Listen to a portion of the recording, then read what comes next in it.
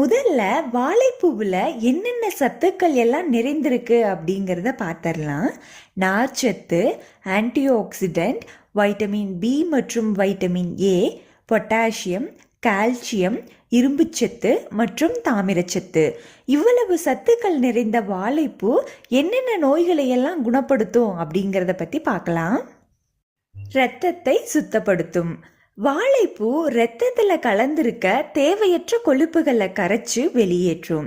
இதனால இரத்தத்தோட பசத்தன்மை குறைஞ்சு இரத்தம் வேகமாக செல்லுங்க.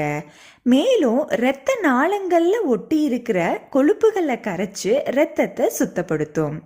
அதோட இரத்த சோகை குறைபாடு ஏற்படாமல் இருக்க இரத்தத்தில் இரத்த சிவப்பணுக்களின் எண்ணிக்கை அதிகமாக இருக்கிறது அவசியம்.